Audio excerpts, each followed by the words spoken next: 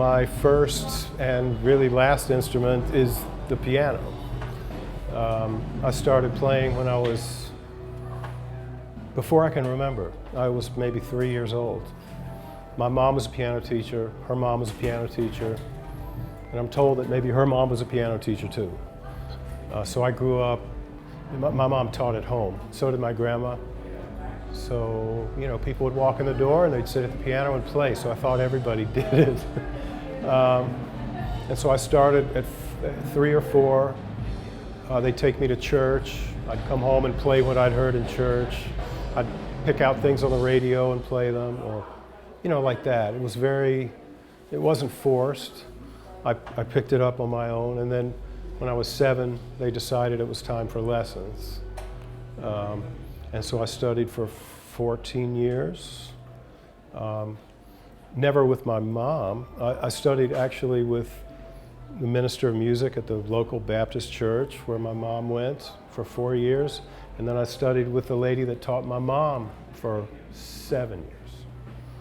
And then after graduating from high school, I went to college and majored in piano performance until they threw me out for playing jazz.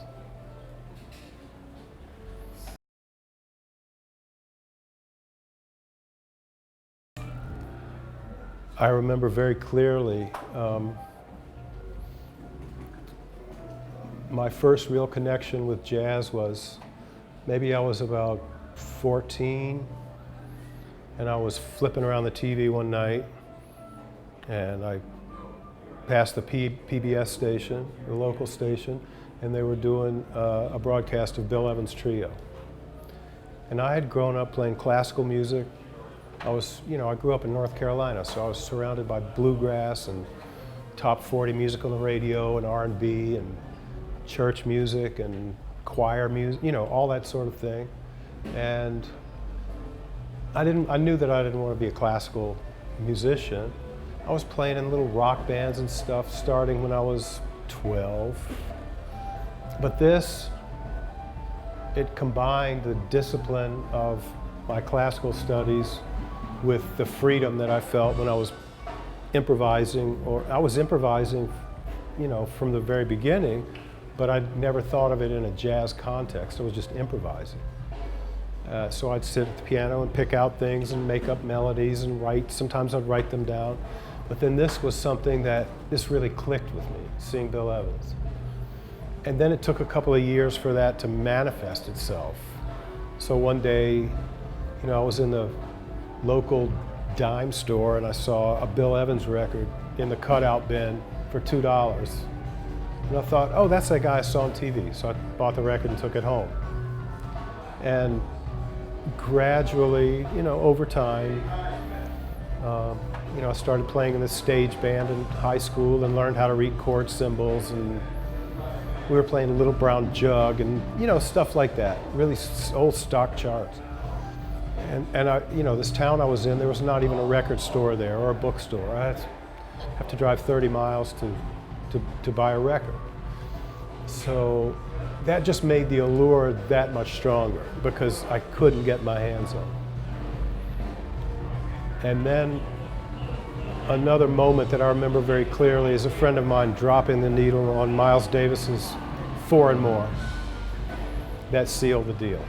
That made it a life's work in that instant.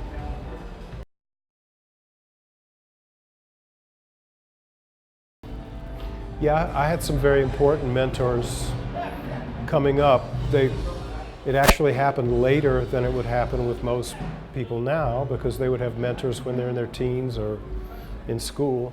I didn't have that. After I left school, after being, you know, flunked in piano, I started my own trio, and I was in Chapel Hill, North Carolina for a couple of years. Then I moved up to DC. And one of the first people I met there was Shirley Horn.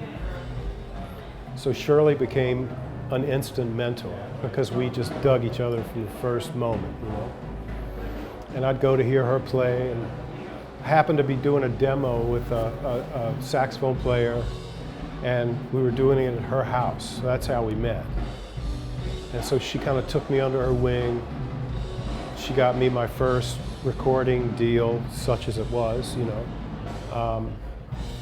And then later on, I met two other people that had become heroes because I loved the way they played.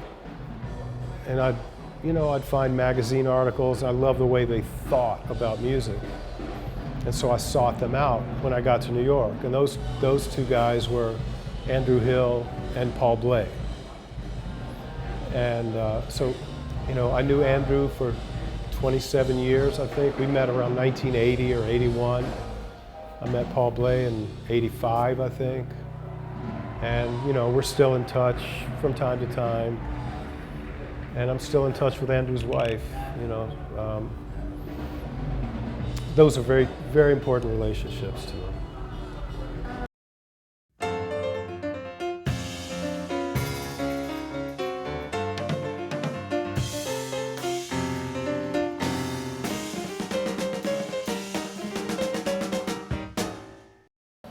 Hi, I'm Frank Kimbrough.